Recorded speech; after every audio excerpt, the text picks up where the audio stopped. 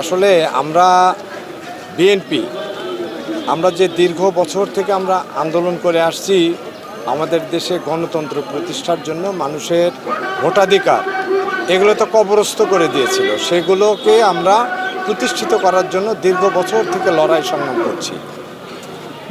তো সেই লড়াই সংগ্রামে আমাদের দলের অনেক ক্ষতি হয়ে গেছে, অনেক নেতাকর্মী গুম হয়েছেন, খুন হয়েছেন, নির্যাতনের মাত্রা সর্বকালে এই রেকর্ড যেটা করেছে, এই রেকর্ড ভাঙ্গা তো দূরের কথা, স্পর্শ করারও আর কোনো মানে সুযোগ থাকবে বলে মনে হয় না কিয়ামত পর্যন্ত।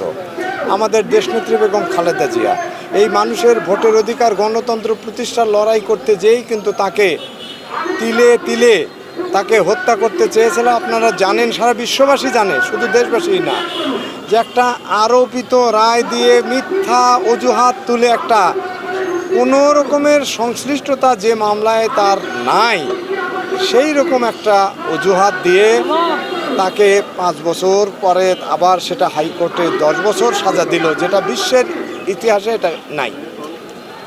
তাকে জেলখানায় তিলে তিলে মৃত্যু নিশ্চিত করতে চেয়েছিল সেই ফ্যাসিবাদী সরকারের প্রধান থেকে শুরু করে তার দোসররা যারা। আল্লাহ পাকের রহমতে উনি বেঁচে আছেন।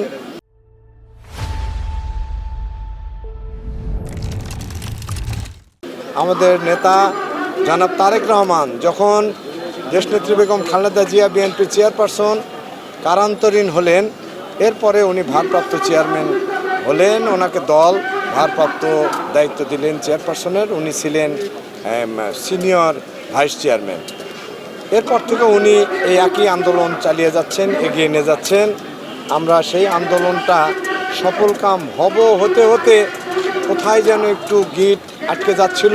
আসলে আমার চেয়ারপারসন তিনি চাচ্ছেন গণতন্ত্র প্রতিষ্ঠার দীর্ঘ 17 বছর তিনি আন্দোলন সংগ্রাম করছেন, তারই ধারাবাহিকতায় আজকে দলের ভিতরে গণতন্ত্রের চর্চা হচ্ছে, যার পরিপ্রেক্ষিতে আজকে উৎসব মুখর পরিবেশে আমরা আজকে গাইবান্ধা পৌর কাউন্সিল সম্পন্ন হতে যাচ্ছে। আর এরা সকলেই আমাদের দলীয় নেতাকর্মী, এদের সকলেরই কম বেশি অবদান রয়েছে এবং আন্দোলন সংগ্রামে যারা সক্রিয় ছিল ত্যাগী নেতাকর্মী, তাদের পক্ষেই রায় আমার মনে হয় এই সংগ্রামী নেতাকর্মীরা দেবে। যেই নির্বাচিত হবে সেই দলের কাজ করবে। এটা বিএনপির ভাই ভাইয়ের ভিতরে প্রতিযোগিতা একটা। এখানে নির্বাচন মানে হচ্ছে নেতৃত্ব সিলেকশনের বিষয়। এই নির্বাচনে সভাপতি পদে মোট 3 জন প্রার্থী, সাধারণ সম্পাদক পদে 3 জন প্রার্থী এবং সাংগঠনিক সম্পাদক পদে 9 জন প্রার্থী। এই নির্বাচনে 9টি ওয়ার্ডের 469 জন কাউন্সিলর যারা ভোটার তালিকাভুক্ত হয়েছেন তাদের ভোটেই নির্বাচিত হবেন। সভাপতি পদে 1 জন, সাধারণ সম্পাদক পদে 1 জন এবং সাংগঠনিক সম্পাদক পদে 2 জন নির্বাচিত হবেন। 9টি ওয়ার্ড, আমাদের 9টি ওয়ার্ডের কাউন্সিলররা ভোট দেবেন।